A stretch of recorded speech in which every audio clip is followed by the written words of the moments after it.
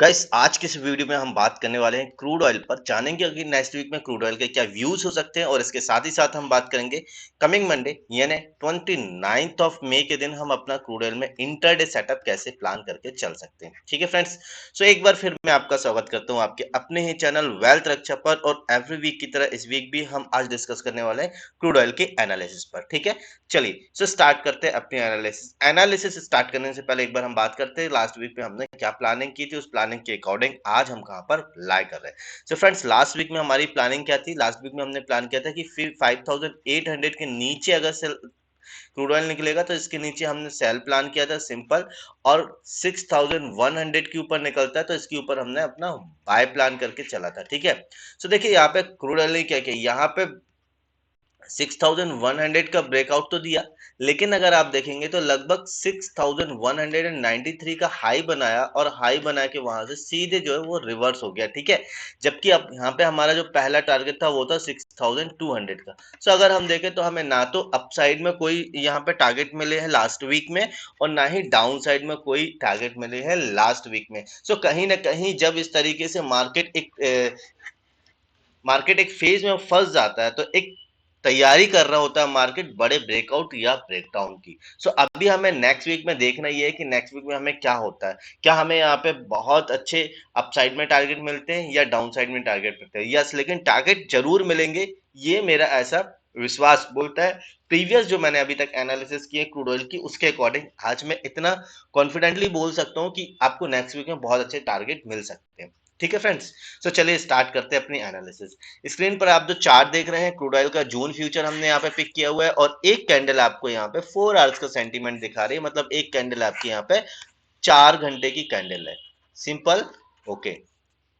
सो चलिए देखिए अभी यहाँ पे हमें क्या प्लान करके चलना चाहिए, क्या हमारी प्लानिंग होनी चाहिए नेक्स्ट वीक के लिए। देखिए सबसे पहले ना आपको यहाँ पे ट्रेंड जानने की जरूरत होती है कि मार्केट में ट्रेंड कौन सा चल रहा है। तो अगर कोई आपको ऐसी कोई ट्रेंड लाइन दिख जाती है जिसको मार्केट फॉलो कर रहा है तो सिंपल वे होता है कि आपको यहाँ पे ट्रेंड का आइडेंटिफाई हो सकता है। और यहाँ पे देखिए ये जो ट्रेंड लाइन मैंने खींची हुई है डायनेमिक ट्रेंड लाइन, यहाँ पे मार्केट इस ट्रेंड लाइन को बहुत अच्छे तरीके से सपोर्ट ले रहा है। ठीक है, सबसे पहले मार्केट ने इस जगह पे सपोर्ट किया, अगेन यहाँ पे सपोर्ट किया, देन अगेन सपोर्ट किया है।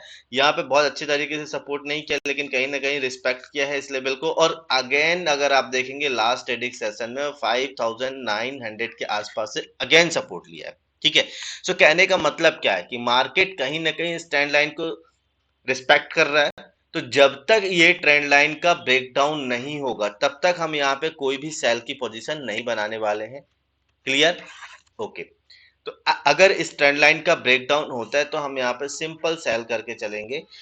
जो भी आपका स्विंग हाई रहेगा, जो भी आपका प्रीवियस स्विंग हाई रहेगा, उस स्विंग हाई का ट्वाइस या थ्राइस आपका टारगेट होना चाहिए, नॉट बिलो देन इट। ठीक है, तो ये सिंपल प्लानिंग होनी चाहिए नेक्स्ट वीक के लिए।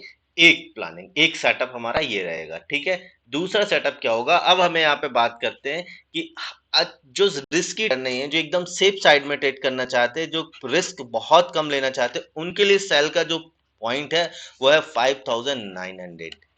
ठीक है, इस जगह पे देखिए मार्केट ने, अगर मैं बात करूं हॉरिजॉन्टल सपोर्ट की, तो 5900 पे यहाँ पे सपोर्ट लिया है। लास्ट ट्रेडिंग सेशन में भी 5900 पे आके सपोर्ट लिया है। और उसके पहले अगर मैं बात करूं तो 5900 पे आके मार्केट ने रेजिस्टेंस लिया था। जैसे इसका ब्रेकआउट हुआ उसके बाद यहाँ पे सपोर्ट लेना चालू कर दिया। ये देखिए इस तरीके से ये रेजिस्टेंस है और उसके पहले भी 5900 पे मार्केट ने सपोर्ट लिया था। राइट, तो 5900 जो है वो अभी हमारे लिए बहुत ही इंपॉर्टेंट लेवल बन जाता है। 5900 अगर ब्रेक करता है तो हम यहाँ पे सिंपल अपना सेल प्लान करेंगे 5900 के नीचे। और यहाँ पे जो पहला टारगेट मेरा निकल के आ रहा है, जो पहला टारगेट होगा वो होगा 5800 का, जो कि हमने लास्ट वीक में भी प्लान किया था। और जो नेक्स्ट टारगेट हमारा होगा यहाँ पे वो होगा 5600। One second, 5600। क्लियर है, ये आपका पहला टारगेट होगा और ये आपका दूसरा टारगेट होगा। ठीक है, बहुत सारे लोग बोलते हैं सर पहला टारगेट और दूसरा टारगेट कैसे बुक करना चाहिए, कैसे पता चलेगा? देखिए यार सिंपल वे है। यदि आपने फॉर एग्जांपल के लिए आपने 10 लॉट्स पे काम करते हो, ठीक है, 10 लॉट्स पे अगर आप काम कर रहे हो और आपको सेकंड टारगेट, आपका व्यू है कि आपको सेकंड टारगेट लेना है, तो उसको प्लान कैसे किया जाता है? आपको फर्स्ट टारगेट पे यहाँ पे आपकी 60% क्वांटिटी बुक कर लेनी है। दैट मीन्स अगर आपने 10 लॉट्स पे काम किया तो 6 क्वांटिटी जो है 6 लॉट्स आपके फर्स्ट टारगेट पे बुक होने चाहिए, और रिमेनिंग जो 4 लॉट्स बचे हुए हैं उसको आप सेकेंड टारगेट तक के लिए प्लान कर कर सकते हो।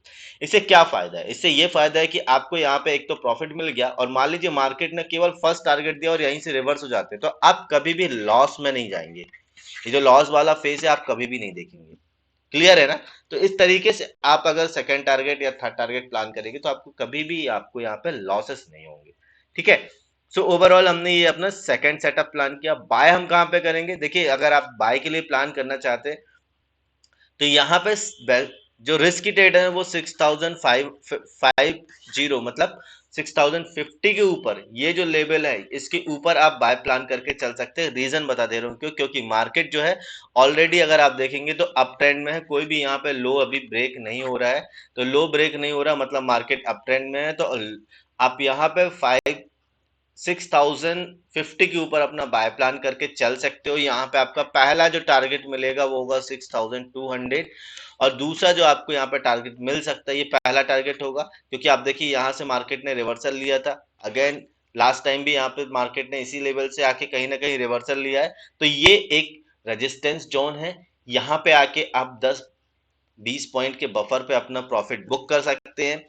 और अगर ये लेवल भी मार्केट निकाल देती है तो जो आपका नेक्स्ट टारगेट बनेगा वो होगा 6320। ठीक है। तो इस तरीके से आप अपना क्रूड ऑयल में नेक्स्ट वीक प्लान करके चल सकते हैं। ठीक है। तो अभी हमने जो बात की ये बात की है नेक्स्ट वीक की। बात कर लेते हैं हमें यहाँ पे मंडे के लिए क्या प्लान करना चाहिए। उसके लिए मैं टाइम फ्रेम को शॉर्टर व्यू में लेके चलता हूँ, शॉर्टर टाइम फ्रेम में मैनेज कर लेता हूँ। ठीक है। तो मैंने यहाँ पे अभी टाइम फ्रेम जो कर लिया वो कर लिया है 15 मिनट का टाइम फ्रेम। अब यहाँ पे आपको जो भी कैंडल दिख रही होगी वो एक 15 मिनट की कैंडल है। ठीक है। चलो। सो अब यहाँ पे मेरा क्या प्लान रहेगा, इस प्लानिंग के अकॉर्डिंग अगर मैं बात करूं कि मुझे कैसे प्लान काम करना है। देखिए, सबसे पहले तो अगर आप देखेंगे तो मार्केट में जो लास्ट ट्रेडिंग सेशन में कामकाज हुआ है वो कैसा कामकाज हुआ है, अगर आप देखेंगे तो बहुत ही स्मॉल रेंज के अंदर कामकाज हुआ है लास्ट ट्रेडिंग सेशन में। ठीक है। तो अब आपको नेक्स्ट ट्रेडिंग सेशन में अगर इस पूरे जो बोलना चाहिए लेवल्स है जिसके अंदर मार्केट में एक नैरो रेंज में काम किया है, अगर यहाँ पे कोई भी तरफ मतलब किसी भी तरफ से आपको कोई ब्रेकआउट दिखता है तो आपको एक अच्छे टारगेट मिलने के चांसेस हैं। ठीक है। जैसे अगर मैं अपसाइड की बात करूं, देखो अपसाइड में आपको ना इस तरीके से एक ट्रेंड लाइन अगर आप डालना चाहे तो डाल सकते हैं। 1 मिनट,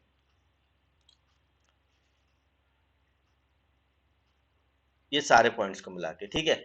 आपको यहाँ पे एक चीज समझ आ रही होगी कि कोई भी यहाँ पे हाईस ब्रेक नहीं हो रहा है। ठीक है। शॉर्टर टाइम फ्रेम में हाई ब्रेक नहीं हो रहा है कहीं पे भी। अगर आप देखेंगे 15 मिनट के टाइम फ्रेम में ना ये हाई ब्रेक हुआ, ना यहाँ पे हाई ब्रेक हुआ, ना ये हाई ब्रेक हुआ, ना ये हाई ब्रेक हुआ। हाईस ब्रेक नहीं हो रहा है। ठीक है। और लोस की बात करें तो लो भी ब्रेक नहीं हो रहा है। तो मार्केट क्या हो रहा है, एक नैरो रेंज के अंदर जो है वो फंसता जा रहा है, और इस रेंज का ब्रेकआउट होना ही है। ठीक है। तो आप अगर देखेंगे कोई मार्केट में अगर ये जो लेवल है 6550 का, 6050 का लेवल अगर अपसाइड में ब्रेक हो जाता है, ठीक है, तो आप यहाँ पे ना इसके ऊपर बाय करके अपना प्लान करके चल सकते हैं बाय के लिए। ठीक। 6050 अगर मार्केट निकाल देता है तो जो आपका टारगेट होना चाहिए मेरे हिसाब से यहाँ पे आपका 6150 और 6200 के आसपास आपको यहाँ पे अपना प्रॉफिट बुक कर लेना है मंडे के लिए। ठीक है। ये मंडे की प्लानिंग है। राइट।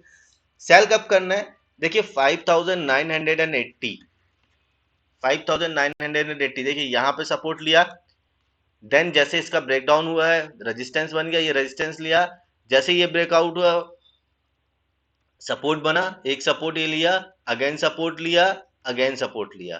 ठीक है। तो 3 बार ऑलरेडी 5980 पे आके क्रूड ऑयल ने सपोर्ट लिया है। तो कहीं ना कहीं ये जितने ज्यादा बार किसी लेवल पे आके मार्केट सपोर्ट या रेजिस्ट करता है वो लेवल उतना ज्यादा वीक होता जाता है। ठीक है। सो अभी चांसेस है कि अगर 5980 के आसपास अगर क्रूड ऑयल आता है तो इसके ब्रेकडाउन होने के चांसेस जो है वो ज्यादा है, जो मुझे